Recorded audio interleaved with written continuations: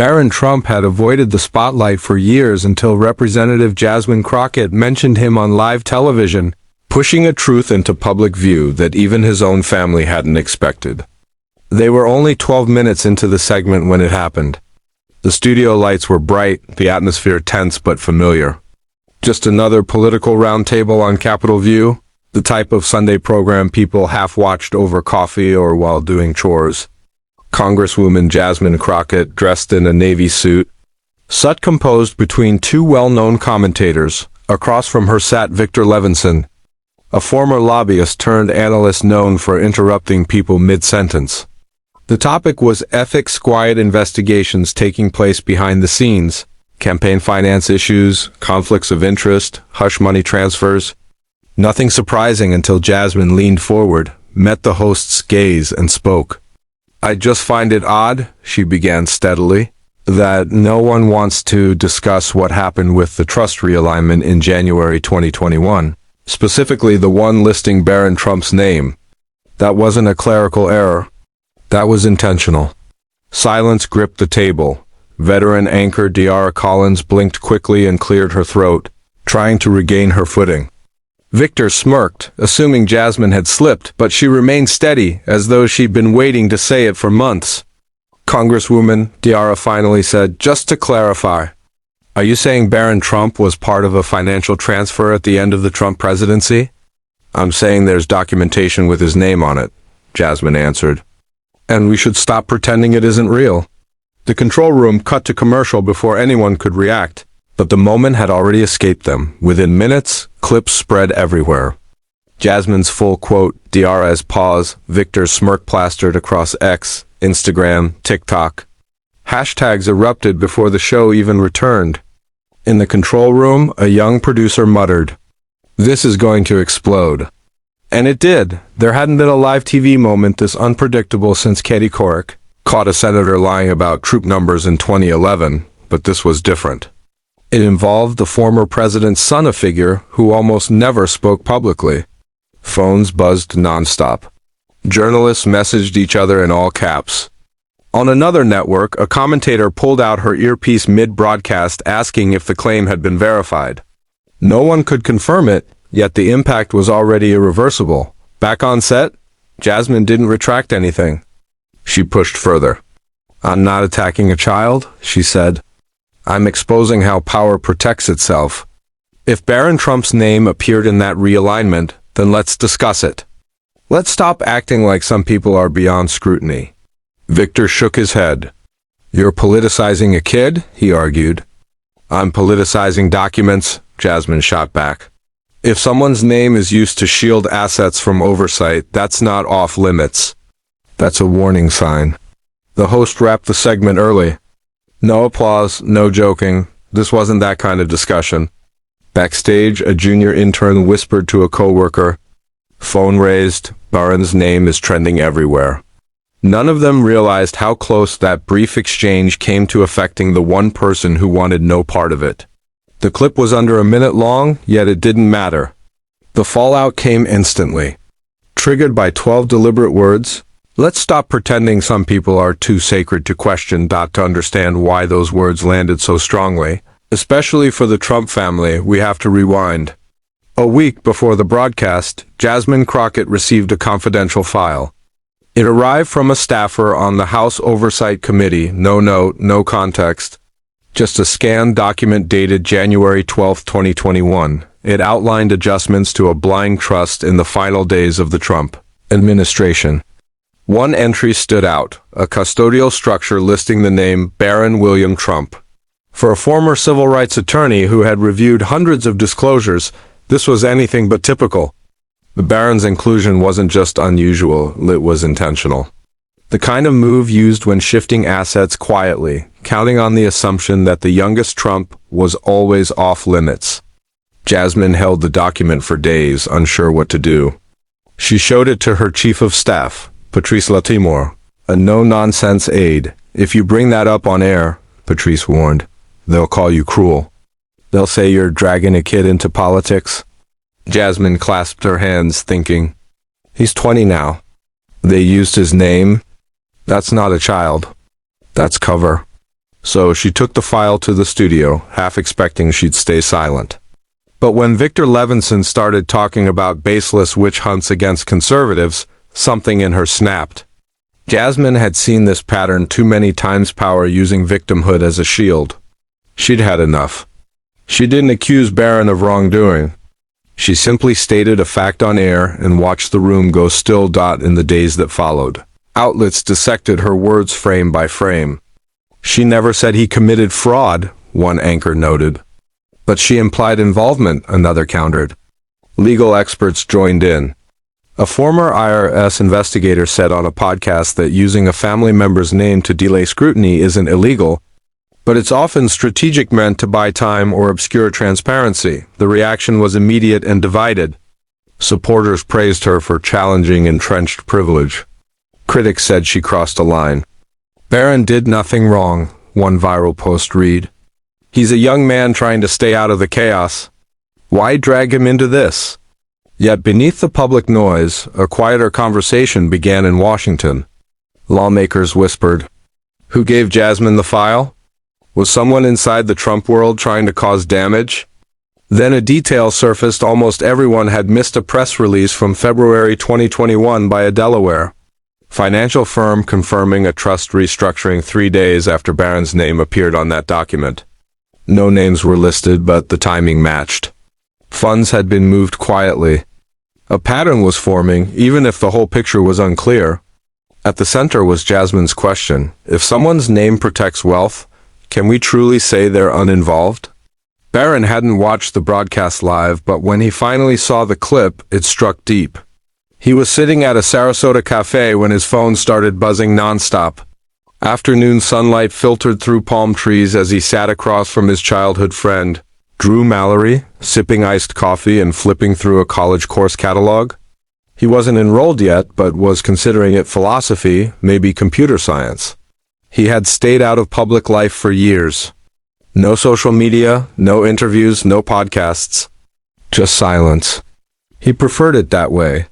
Politics had already taken enough from his family. He had witnessed rallies, protests, headlines about his father.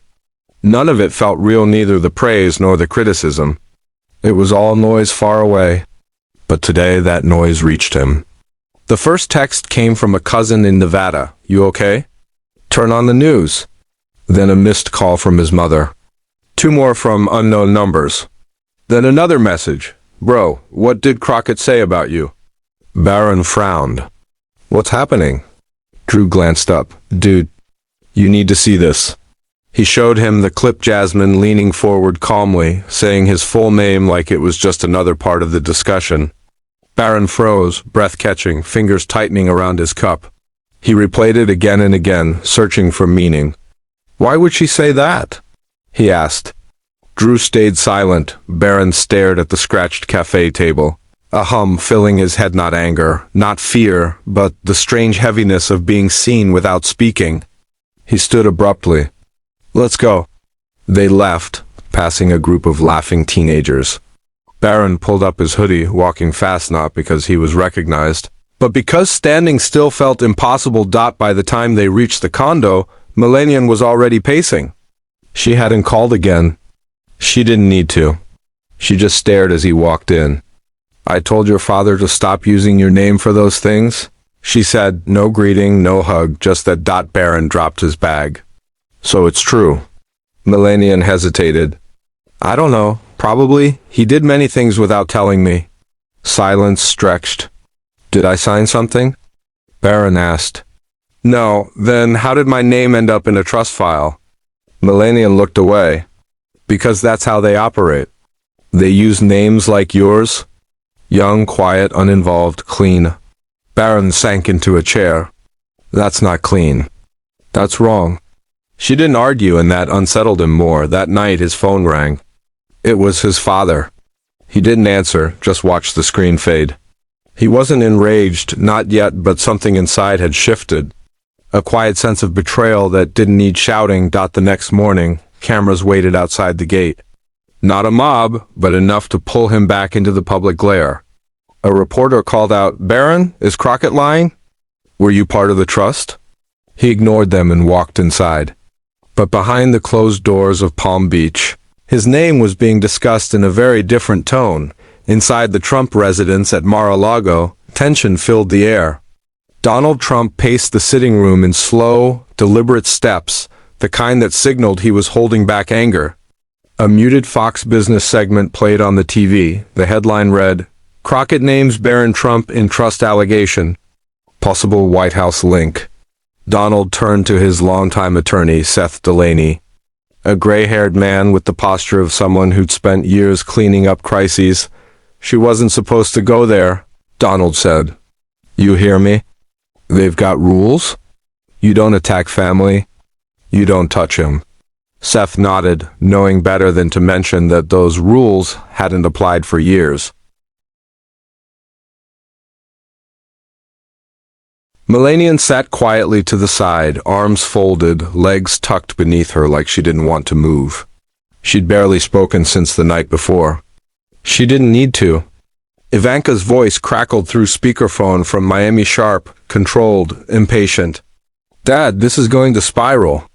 "I just spoke with Ronan. The networks are already asking for archived documents."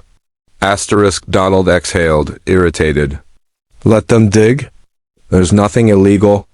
"Maybe not illegal," Ivanka answered, "but there's something there, and that's all they need. This isn't 2016 anymore. You can't just write it out." Melanian finally spoke, her voice low but sharp. "He didn't know, Donald." Trump stopped moving. "Who didn't?" "Barron," Donald frowned. "What do you mean?" "Of course he didn't know. That was the whole point." Melanian's tone dropped further. "He's not a kid now. He sees what's happening and he's furious." For a moment, something softened in Trump's expression. Maybe regret, but it vanished quickly. He faced his attorney. "Find out who handed Crockett that file. Someone leaked it. I want a name." Seth nodded steadily. "We'll look into it. But you should consider giving a public response." Trump scoffed. "Absolutely not. You answer and you legitimize it. That's exactly what she wants, attention. I'm not giving it to her." Across the estate, Barron sat alone in his room, staring upward. His phone buzzed again. A message from a number he hadn't seen since his boarding school days in Maryland. "Didn't expect to see you trending. You good?" He ignored it and cleared the notification. A soft knock followed. His father stepped inside more slowly than usual. "Mind if I sit?" Barron gave a half shrug. "Sure." Donald eased into the desk chair, spinning it slightly like he used to when Barron was small. Now his son was taller, quieter, harder to read. "I didn't think it would blow up like this," Trump said, eyes fixed ahead. Barron didn't look at him. "Then why use my name?"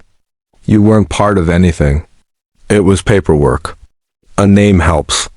Makes things feel official. Look legitimate." "You mean I make it look clean?" Trump paused. "It was clean." He said nothing more. The silence filled everything between them. "I didn't want any of this," Barron finally said. "I've spent my whole life trying to stay out of this chaos." Donald nodded slowly. "Sometimes you don't get control over what gets attached to your name." "I didn't attach anything," Barron replied, meeting his eyes. "You did." That landed heavier than Trump expected. While the family tried to contain the fallout, the outside world was already tearing it apart. By Monday, Barron Trump was mentioned everywhere in national media. Not as a footnote, but as the main story.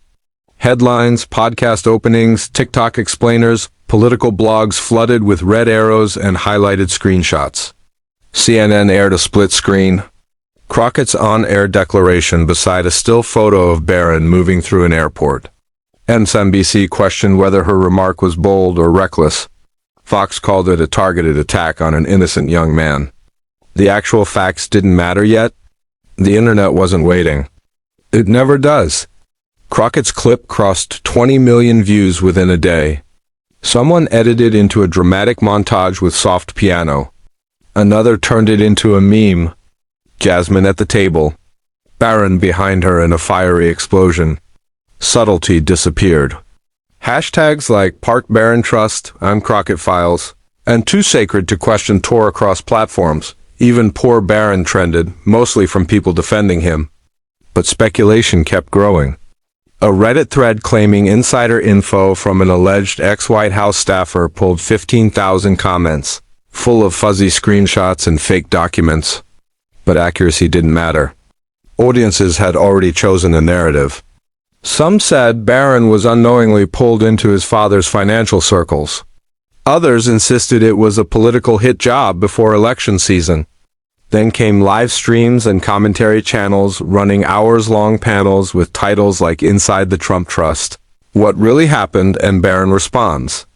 One host in Portland claimed to have Deutsche Bank leaks without showing anything and still drew over 200,000 viewers. Even reporters who had ignored Barron for years now searched public databases, hunting for signatures, property filings, anything to tie him to the story.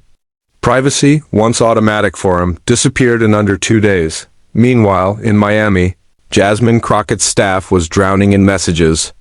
They never expected the chaos to spread like this. Hate mail poured in, but gratitude did too. Dozens of voters wrote thanking her for saying what others wouldn't. One note from a retired Oregon teacher stood out. Finally, someone said what we've all wondered. No name should be untouchable if it's shielding wrongdoing. Crockett's press secretary urged her to put out a clarifying statement to ease the backlash and shift focus. But Jasmine refused to pull back. I didn't accuse anyone, she told her team. I stated a fact. If it wasn't real, they'd have filed a lawsuit by now. And she wasn't wrong. Despite the frenzy online, Trump's lawyers hadn't sent a single cease and desist. No threats. No legal posture. Just silence. And to many, that silence was louder than any rebuttal, but the internet wasn't only reacting. It was digging. A well-known political blogger in Phoenix, someone who had already uncovered 2 major finance scandals that year, posted a cryptic thread that night. He hinted at finding something in Delaware's public filings. He didn't reveal details, just a few breadcrumbs: a date, a trust registration code, and a file number identical to the one Crockett referenced. Suddenly, the conversation shifted from shock to investigation. But the next move didn't come from Crockett, the media, or the Trump family. It came from someone no one expected: Barron himself, miles away from the DC chaos. In a cramped apartment above a liquor store in Phoenix, a man named Curtis Rose leaned over 2 glowing monitors. His place was a mess: legal pads everywhere, empty takeout cartons, and a slow ceiling fan stirring warm air. Curtis wasn't a typical journalist. No degree, no office job. But he had a record. 2 years earlier, he uncovered a dark money pact channeling foreign funds into a midterm race. Bigger stories buried it, but people who follow money knew him. He hadn't planned to investigate the Trumps again. But when Crockett said Barron's name on live TV, something clicked in his mind. He remembered spotting that name months earlier in a Delaware trust entry he'd dismissed at the time. Then it meant nothing. Now it meant everything. He reopened Delaware's digital filings and searched Trump. Trust 2021, nothing. He tried W. Trump, still nothing. Then he remembered something an accountant once told him over beers. People hiding wealth don't use obvious labels. They use initials, shells, or custodians. So Curtis widened the search. Every trust filed in Delaware from January 6th to January 15th, 2021. 57 entries. He scrolled through them, checking addresses and LLC agents. Then he saw it. BW Legacy Holdings, filed January 12, 2021. The document listed custodial status: minor adult beneficiary. Mailing address traced to a Palm Beach accounting firm. And at the bottom, a faint signature: Curtis, recognized from a White House visitor log. Emma Yanovich, Trump's longtime tax lawyer. Curtis leaned back. He didn't jump to conclusions. He downloaded the files, mapped connected companies, followed shell structures in Wyoming and South Dakota. The deeper he looked, the more it aligned. This wasn't random. It was one part of a broader financial network. The name Barron William Trump never appeared outright, but the initials BWT did under deferred beneficiary designations. Curtis knew what that implied. It didn't prove Barron controlled assets, but it suggested someone set him up to benefit later. That made Crockett's claim more substantial than rumor. The question now was how to release it. Posting everything would make him a target. Critics would call it partisan. Trolls would attack him. But he couldn't sit on it. He paced the room, heart pounding, then made a choice. He uploaded one document only, one with a simple caption. Why was a trust listing BWT as a future beneficiary created 3 days before the presidency ended? And why is no one asking? The post ignited instantly. Online researchers began connecting clues. BWT, January 12, Palm Beach, Trump's tax attorney. It was enough to reignite everything. Within 20 minutes, Curtis received a message from an independent journalist in Jacksonville. Are you sure that's who you think it is? He answered, yes, but I'm not the one who needs to explain it. They are in Sarasota. Barron saw the post while lying in bed. He read it over and over. No denial from his father. No statement from attorneys. Just silence. He stared at the screen. For once, the questions weren't attacking him. They were circling him. And the pressure to respond grew fast. But instead of staying quiet, Barron made a choice that shifted everything. He hadn't posted anything publicly in years. Not since a forgotten high school SoundCloud account with music that didn't even include his voice. He'd always stayed hidden. That was the unwritten rule. Stay quiet, stay invisible, and people forget. But this time was different. His name was everywhere. Scrutinized in headlines, turned into jokes, chased across platforms. The trust, the initials, the signatures. Even his middle name was weaponized. Barron wasn't built for this. Not like his father. Not like Ivanka, who had trained herself to thrive under cameras. He wasn't planning strategies. He was just someone trying to avoid a world he never chose. Late Tuesday night, in a group chat with a few close friends, he finally said it.